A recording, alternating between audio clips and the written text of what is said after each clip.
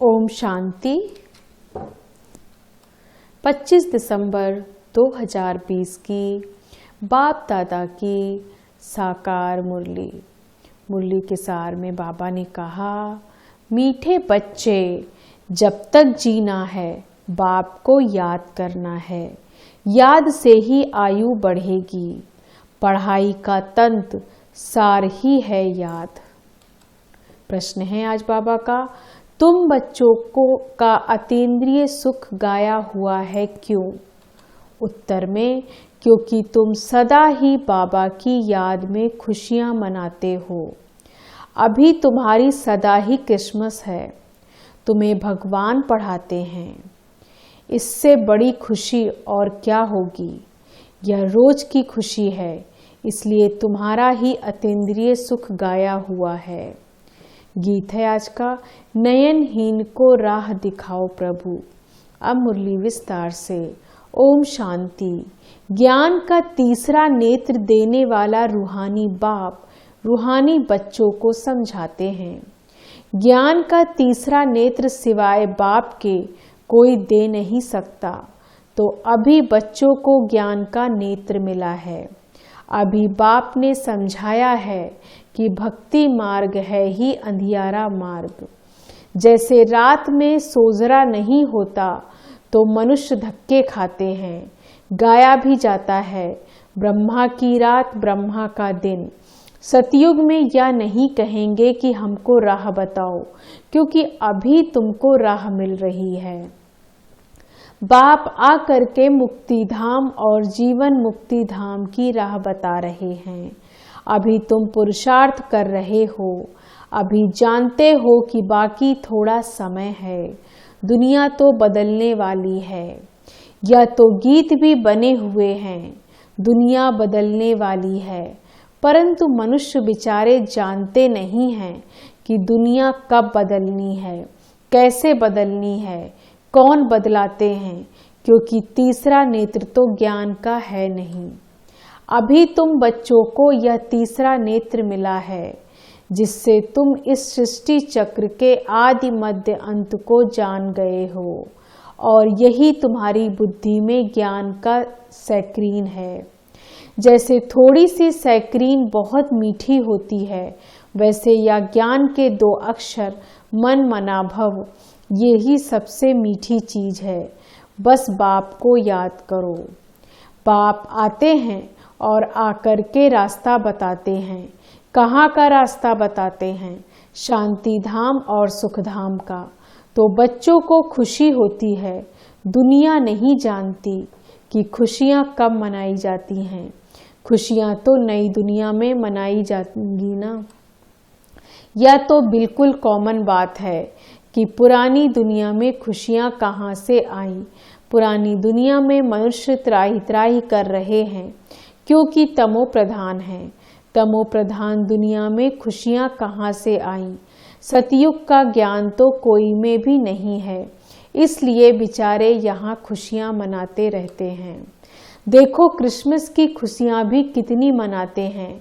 बाबा तो कहते हैं, अगर खुशियों की बात पूछनी हो तो गोप गोपियों से, मेरे बच्चों से पूछो, क्योंकि बाप बहुत सहज रास्ता बता रहे हैं।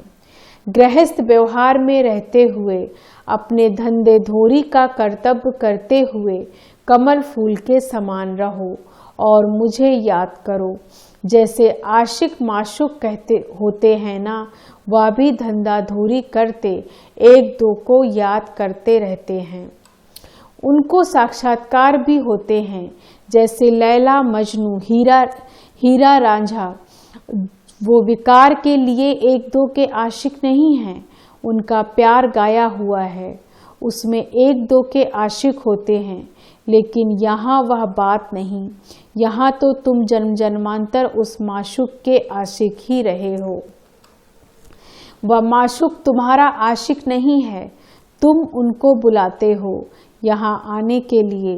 हे भगवान, नयनहीन को राह आकर के बताओ। तुमने आधा कल्प बुलाया है। जब दुख ज़्यादा होता है तो जास्ती बुलाते हैं। जास्ती दुख के जास्ती सिमरण करने वाले भी होते हैं। देखो अभी कितने याद करने वाले ढेर के ढेर हैं। गाया हुआ है ना, दुख में सिमरण सब करें, जितना देरी होती जाती है उतना तमोप्रधान ज़्यादा होते जाते हैं। तो तुम चढ़ रहे हो व और ही उतर रहे हैं, क्योंकि जब तक विनाश हो तब तक तमोप्रधानता वृद्धि को पाती रहती है। दिन प्रतिदिन माया भी तमोप्रधान वृद्धि को पाती जाती है। इस समय बाप भी सर्वशक्तिमान है, तो माया भी सर्वशक्तिमान इस समय में है, वह भी जबरदस्त है। तुम बच्चे इस समय ब्रह्मा मुख वंशावली ब्राह्मण कुल भूषण हो, तुम्हारा है सर्वोत्तम कुल, इसको कहा जाता है ऊंचते ऊंच कुल। इस समय तुम्हारा यह जीवन अमूल्य है, इसलिए इस जीवन की शरीर की संभाल भी करनी चाहिए, क्योंकि 5 विकारों के कारण शरीर की भी आयु की कमती होती जाती है ना। तो बाबा कहते हैं इस समय 5 विकारों को छोड़कर योग में रहो, तो आयु बढ़ती रहेगी। आयु बढ़ते बढ़ते भविष्य में तुम्हारी आयु 150 वर्ष हो जाएगी। अभी नहीं, इसलिए बाप कहते हैं कि इस शरीर की भी बहुत संभाल करनी है, नहीं तो कहते हैं यह शरीर काम का नहीं है, मिट्टी का पुतला है। अभी तुम बच्चों को समझ मिलती है कि जब तक जीना है बाबा को याद करना है। आत्मा बाबा को याद करती है, क्यों? वर्षे के लिए। बाप कहते हैं तुम अपने को आत्मा समझकर बाप को याद करो और दैवी गुण धारण करो, तो तुम फिर ऐसे बन जाएंगे। तो बच्चों को पढ़ाई अच्छी तरह पढ़नी चाहिए। पढ़ाई में सुस्ती आदि नहीं करनी चाहिए, नहीं तो नापास हो जाएंगे, बहुत कम पद पाएंगे। पढ़ाई में भी मुख्य बात यह है, जिसको तंत्र कहा जाता है, कि बाप को याद करो। जब प्रदर्शनी में या सेंटर पर कोई भी आते हैं तो उनको पहले पहले यह समझाओ कि बाबा को याद करो, क्योंकि वह ऊंचते ऊंच है। तो ऊंचे ते ऊंचे को ही याद करना चाहिए, उनसे कम को थोड़े ही करना चाहिए। कहते हैं ऊंचे से ऊंचा भगवान, भगवान ही तो नई दुनिया की स्थापना करने वाले हैं। देखो बाप भी कहते हैं नई दुनिया की स्थापना मैं करता हूँ, इसलिए तुम मुझे याद करो तो तुम्हारे पाप कट जाएं। तो यह पक्का याद कर लो, क्योंकि बाप पतित पावन है ना। यही कहते हैं कि जब तुम्हें मुझे पतित पावन कहते हो तो तुम तमो प्रधान हो, बहुत पतित हो, अभी तुम पावन बनो। बाप आकर के बच्चों को समझाते हैं कि तुम्हारे अभी सुख के दिन आने वाले हैं, दुख के दिन पूरे हुए हैं। पुकारते भी हो हे दुखहर्ता सुखदाता, तो जानते हो ना कि बरोबर सतयुग में सब सुखी ही हैं। तो बाप बच्चों को कहते हैं कि सभी शांति धाम और सुखधाम को याद करते रहो। या है संगम युग, खिवैया तुमको पार ले जाते हैं, बाकी इसमें कोई खिवैया या नैया की बात है नहीं। या तो महिमा कर देते हैं कि नैया को पार लगाओ। अब एक की नैया तो पार नहीं लगनी है ना, सारे दुनिया की नैया पार लगाना है। यह सारी दुनिया जैसे एक बहुत बड़ा जहाज है, इनको पार लगाते हैं। तो तुम बच्चों को बहुत खुशी मनानी चाहिए, क्योंकि तुम्हारे लिए सदैव खुशी है, सदैव क्रिसमस है। जब से तुम बच्चों को बाप मिला है, तुम्हारी क्रिसमस सदैव है, इसलिए अतीन्द्रिय सुख गाया हुआ है। देखो यह सदैव खुश रहते हैं, क्यों? अरे बेहद का बाप मिला है, वह हमको पढ़ा रहे हैं, तो यह रोज की खुशी होनी चाहिए ना। बेहद का बाप पढ़ा रहे हैं, वाह! कभी कोई ने सुना? गीता में भी भगवान वाच है कि मैं तुमको राजयोग सिखलाता हूँ। जैसे वह लोग बैरिस्ट्री योग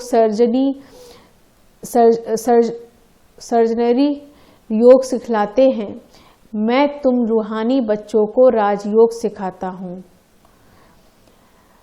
तुम यहाँ आते हो तो बरोबर राजयोग सीखने आते हो, मूंझने की तो दरकार नहीं।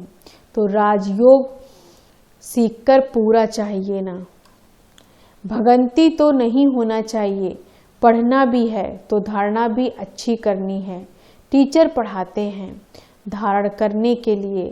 हर एक की अपनी अपनी बुद्धि होती है, किसकी उत्तम, किसकी मध्यम, किसकी कनिष्ठ। तो अपने से पूछना चाहिए कि मैं उत्तम हूँ, मध्यम हूँ या कनिष्ठ हूँ। अपने को आपे ही परखना चाहिए कि मैं ऐसे ऊंचे ते ऊंचा इम्तिहान पास करके ऊंच पद पाने लायक हूँ। मैं सर्विस करता हूँ। बाप कहते हैं बच्चे सर्विसेबल बनो, बाबा को फॉलो करो, क्योंकि मैं भी तो सर्विस करता हूँ ना। आया ही हूँ सर्विस करने के लिए और रोज रोज सर्विस करता हूँ, क्योंकि रथ भी तो लिया है ना। रथ भी मजबूत अच्छा है और सर्विस तो इनकी सदैव है। बाप दादा तो इनके रथ में सदैव हैं। भले इनका शरीर बीमार पड़ जाए, मैं तो बैठा ही हूँ। तो मैं इनके अंदर में बैठ करके लिखता हूँ। अगर या मुख से नहीं बोल सके तो मैं लिख सकता हूँ। मुरली नहीं मिस होती। जब तक बैठ सके, लिख सके तो मैं मुरली नहीं बजाता हूँ। बच्चों को लिख करके भेज देता हूँ, क्योंकि सर्वसेवल हूँ ना। तो बाप आकर के समझाते हैं कि तुम अपने को आत्मा समझ करके निश्चय बुद्धि होकर के सर्विस के लिए लग जाओ। बाप की service, on God fatherly service, जैसे वह लिखते हैं ऑन हिज मैजिस्ट्री सर्विस। तो तुम क्या कहेंगे? यह मैजिस्ट्री में भी ऊंची सर्विस है, क्योंकि मैजिस्ट्री महाराजा बनाते हैं। या भी तुम समझ सकते हो कि बरोबर हम वर्ल्ड का मालिक बन रहे हैं। तुम बच्चों को अच्छी रीति पुरुषार्थ करते हैं, उनको ही महावीर कहा जाता है। तो यह जांच करनी है कि कौन महावीर है जो बाबा के डायरेक्शन पर चलते हैं। बाप समझाते हैं कि बच्चे अपने को आत्मा समझो, भाई भाई को देखो। बाप अपने को भाइयों के बाप समझाते हैं और भाइयों को ही देखते हैं। सभी को तो नहीं देखेंगे। यह तो ज्ञान है कि शरीर बगैर तो कोई सुन न सके, बोल न सके। तुम तो जानते हो ना कि मैं भी यहाँ शरीर में आया हूँ। मैंने यह शरीर लोन लिया हुआ है। शरीर तो सबको है, शरीर के साथ ही आत्मा यहाँ पढ़ रही है। तो अभी आत्माओं को समझाना चाहिए कि बाबा हमको पढ़ा रहे हैं। बाबा की बैठक कहाँ है? अकाल तख्त पर। बाबा ने समझाया है कि हर एक आत्मा अकाल मूर्त है।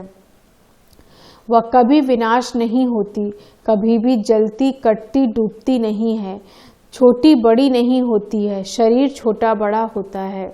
तो दुनिया में जो भी मनुष्य मात्र हैं, उनमें जो आत्माएं हैं, उनका तख्त या भ्रुकुटी है। शरीर भिन्न भिन्न है। किसका अकाल तख्त पुरुष का, किसका स्त्री का, किसका बच्चे का। तो जब भी किससे बात करो तो यही समझो कि हम आत्मा हैं, अपने भाई से बात करते हैं। बाप का पैगाम देते हैं कि शिव बाबा को याद करो तो यह जंग लगी हुई है वह निकल जाए। जैसे सोने में अलॉय पड़ती है तो वैल्यू कम होती है, तो तुम्हारी भी वैल्यू कम हो गई है। अभी बिल्कुल ही वैल्यूलेस हो गए हो। बाबा बता देते हैं तुम कोई क्षत्रिय कुल में जाकर जन्म लेंगे, पिछाड़ी में करके डबल ताज मिलेगा। स्वर्ग का फुल सुख पा नहीं सकेंगे। जो फुल सर्विस करेंगे, पढ़ेंगे, वही फुल सुख पाएंगे। इसको देवाला भी कहा जाता है। भारत कितना धनवान था, अभी कर्जा उठाते रहते हैं। विनाश तो सबका पैसा खत्म हो जाएगा। देने वाला लेने वाले सभी खत्म हो जाएंगे।